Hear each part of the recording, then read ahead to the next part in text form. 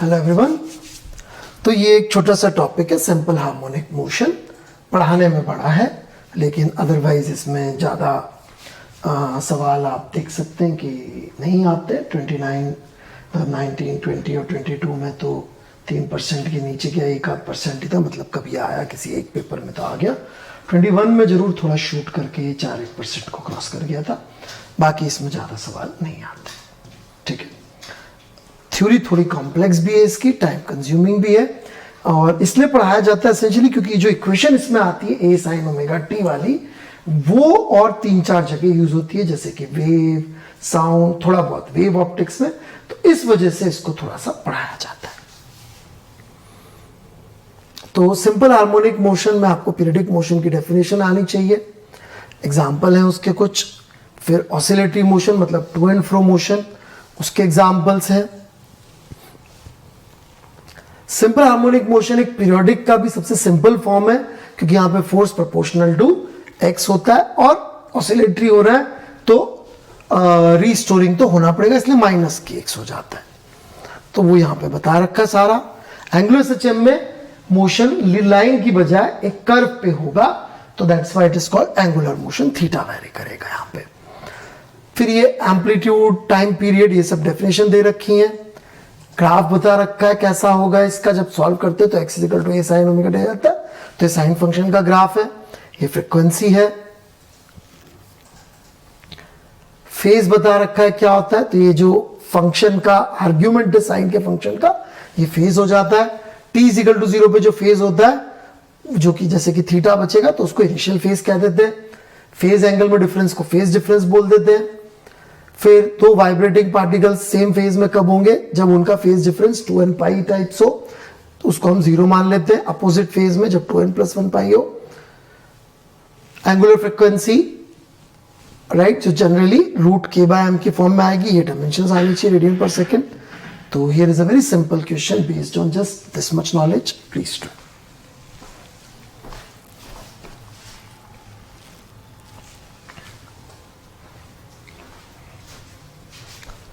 तो यहां पे क्या हो रहा है, एक ब्लॉक के m मास का स्प्रिंग से अटैच्ड ऑसिलेटरी मोशन कर रहा है, एम्पलीट्यूड a का, फ्रिक्शन इज हॉरिजॉन्टल प्लेन पे। If half of the mass of the block breaks off when it is passing through its equilibrium point, तो amplitude of oscillation for the remaining system कितना होगा। ठीक है, आधा मास निकल गया तो कितना होगा। तो देखिए इक्विलिब्रियम पोजीशन पे v0 is equal to omega naught a, ये मैक्सिमम वेलोसिटी का फॉर्मूला है, √k/m × a किया, दोनों को इक्वेट कर दिया, तो आपका आंसर यहां पे आ गया कि ये नया एम्पलीट्यूड आ रहा है a/√2। नेक्स्ट क्वेश्चन,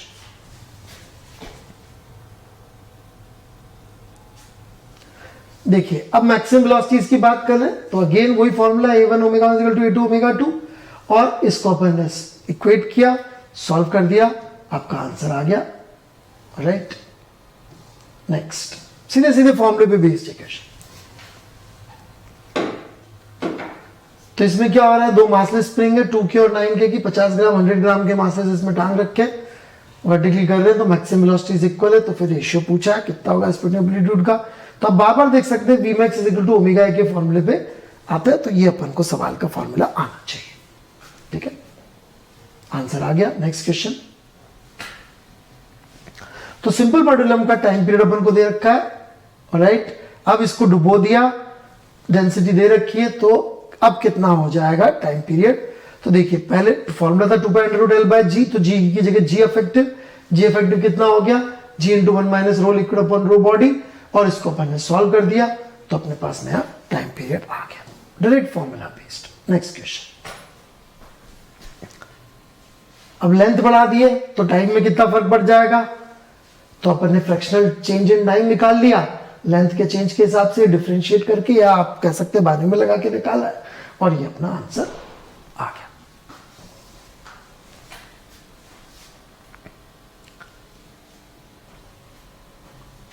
अब यहां पे अपन को इक्वेशन दे दी है और बोल रहे हैं लेंथ ऑफ पेंडुलम कितनी होगी। देखिए इस इक्वेशन से हम लोग टाइम पीरियड निकाल सकते हैं ओमेगा से। एक बार अपन ने वो निकाल लिया टाइम पीरियड ओमेगा, तो उसको अपन ने पाई रख के यहां पे अपन ने सॉल्व करके लेंथ के लिए निकाल दिया।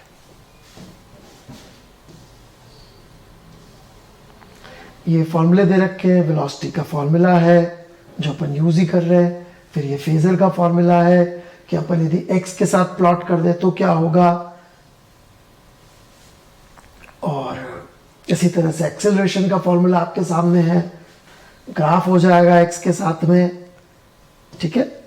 तो हम SHM को चाहे तो प्रोजेक्शन भी ले सकते हैं कि एक सर्कल में घूमता हुआ पार्टिकल है तो उसका प्रोजेक्शन जो हो रहा है उस तरीके से भी दिखा सकते हैं जो यहाँ पे दिखा रखा है।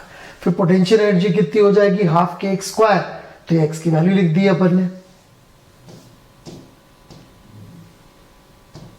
ग्राफ बन गया उसका पोटेंशियल एनर्जी का, टाइम के रिस्पेक्ट में जो ऊपर बोला था वही।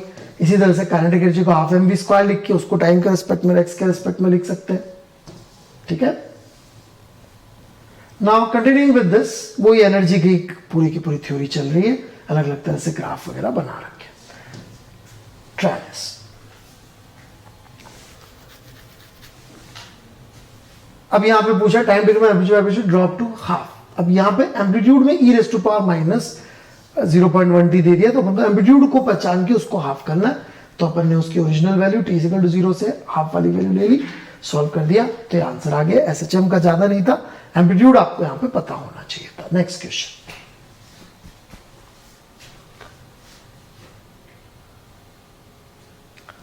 तो इसमें पूछा वेलोसिटी का x के साथ जो फंक्शन होगा वो क्या आएगा, इनमें से कौन सा ग्राफ होगा।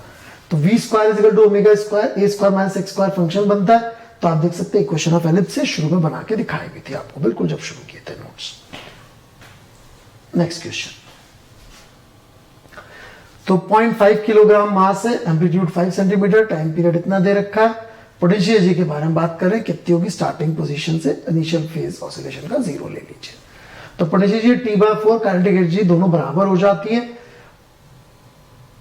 सॉरी काइनेटिक एनर्जी 0 हो जाती है, पोटेंशियल T/4 हो जाती है, पोटेंशियल एनर्जी मैक्सिमम हो जाती है। करके यहाँ पे अपन ने सॉल्व करके आंसर निकाल दिया। Next question.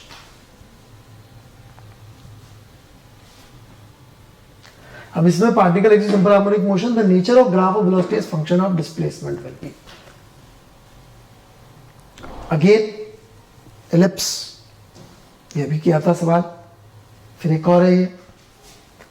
तो एम्पलीट्यूड दे रखा है, टाइम पीरियड दे रखा है, तो कितना टाइम लगेगा मैक्सिमम डिस्प्लेसमेंट पोजीशन से हाफ ऑफ इट्स एम्पलीट्यूड पे। तो यहां थोड़ा सा आपको फेस का कॉन्सेप्ट आना चाहिए समझ में कि भाई ये जब चल रहा है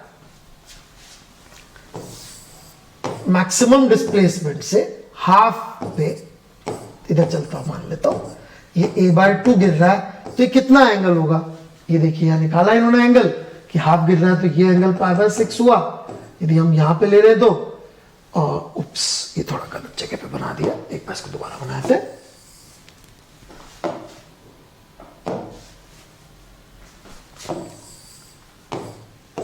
तो अब यदि हम x एक्सिस पे मान रहे परछाई गिर रही है, तो ये एक्सट्रीम हो गया और ये आपका एंगल हो गया जिसपे यहां पे परछाई गिरनी चाहिए जब ये इधर पहुंच जाएगा। ऑलराइट, तो वो अपन ने निकाल दिया और आंसर आ गया।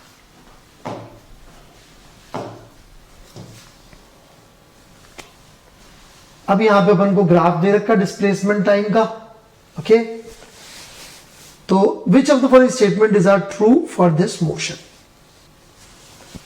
तो the force is 0 at 3t/4। अब डिस्प्लेसमेंट का ग्राफ दे रखा है तो फिर वो इक्वेशन वहां से नहीं पड़ेगी। एक्सेलरेशन की मैक्सिमम वैल्यू क्या होगी, स्पीड की क्या होगी, पोटेंशियल एनर्जी की क्या होगी, तो ये सब चीजें अपन को यहाँ पे बतानी है। तो उसके लिए you need all these equations clear कि देखो F is equal to ma, a को अपन ने ओमेगा स्क्वायर x लिखा, 3t/4 पे x 0 है कि नहीं उससे चेक कर लीजिए। ऐसी वेरियस इक्वेशंस अपन को पता है, तो उन सबको यूज करवा रहे इस सवाल में। Next question. तो यहां पे आप देख सकते हैं कि फंक्शन दे दिया टाइम डिस्प्लेसमेंट का, t0 डिस्प्लेसमेंट दे दिया इतना हो रहा है। तो बेसिकली ये बात करें इनिशियल फेज की वैल्यू कितनी होगी, इसमें एक एक्स्ट्रा इक्वेशन देती है moving along negative x direction. ये बहुत काम की बात है। तो moving along negative x direction के लिए क्या होना पड़ेगा, तो वो यहां पे अपन ने निकाल के देख लिया कि यार वो जाना नेगेटिव एक्स में चाहिए, तो उसके लिए इनिशियल फेज जो है वो दो वैल्यू सकती है π/3, लेकिन अपन यहाँ पे 5π/6 ले रहे क्योंकि दूसरे वाले फेज में चला जाएगा। या आप कॉस के फंक्शन से भी करके देख सकते थे। Next question. Potential of a particle of mass 4 kilogram in motion along the x-axis given by this. The time period of the particle for a small oscillation is this, the value of k is. तो ये potential का function दे रखा है, differentiate किया, force का function आया, उसको छोटा कर दिया अपन ने, स्मॉल थीटा के लिए साइन थीटा को थीटा रखा, तो अपना फंक्शन ये बन गया -64x, और इसको अपन ने ओमेगा स्क्वायर से x से कंपेयर करके ओमेगा की वैल्यू या टाइम पीरियड की वैल्यू निकाल दी। सिंपल पेंडुलम अपन को पता ही यूज करना आती है फॉर्मूला, इसमें सेकंड पेंडुलम पता होना चाहिए कि उसका टाइम पीरियड 2 सेकंड होता है, 1 सेकंड नहीं होता है। कंपाउंड पेंडुलम जो है वो क्या होता है, ऑलराइट, जो सिंपल पेंडुलम के अलावा बाकी जितने भी ऑसिलेटरी डिवाइस है वो एसेंशियली कंपाउंड पेंडुलम होते हैं, जहां एक रिजिड बॉडी को टांग के छोड़ दिया तो वो कंपाउंड पेंडुलम है। टॉर्शनल ऑसिलेटर में बेसिकली आपने ऐसे एक डिस्क को तार से डाला, वो ऐसे ऐसे जो घूम रही है, तो that is a torsional oscillator. ठीक सवाल है ये, ट्राई कर लीजिए। Last question, a ring is hung in a nail, it can oscillate without slipping and sliding in its plane with time period t1, back and forth in direction perpendicular to the plane with time period t2, then the ratio. The compound pendulum के अंदर फॉर्मूले में अपन को moment of inertia चाहिए होगा, तो ये अपने सबसे पहले फॉर्मूला देख लिया। अब मोमेंट ऑफ इनर्शिया एक केस में जब ये अपने प्लेन में घूम रही है तो ये एक्सिस है, और प्लेन के परपेंडिकुलर जा रहा है तो ये एक्सिस है। इस एक्सिस के और मोमेंट ऑफ इनर्शिया क्या आएगा, 3/2mr², और इस एक्सिस के और क्या आएगा 2mr²। तो यही रेशियो अपना आंसर में भी टाइम पीरियड का हो जाएगा। तो एसएचएम के सवाल के लिए बाकी की मैकेनिक्स और बहुत सारी चीजें आने की जरूरत है, तो यदि आपको वो सब आती है तो सवाल एसएचएम के हिसाब से तो इजी है, पर बाकी कोई एक भी चीज नहीं आती तो फिर वो इधर से उधर कुछ भी बात जा सकती है, तो इसको थोड़ा सा आपको ध्यान में रखना पड़ेगा। इस चैप्टर के लिए बहुत ज्यादा जान मत दीजिएगा, यदि आपको बाकी की चीजों में डाउट है तो यहाँ पे बहुत अच्छा अपन करके आ सके इसके सवाल, उसके चांसेस कम है। लेकिन यदि अपन को बाकी चीज अच्छी आती है तो फिर इसके सवाल में ज्यादा कुछ कॉम्प्लेक्सिटी नहीं है, थ्योरी जो लिख रखी है वो सफिशिएंट है आपके लिए। Thank you very much.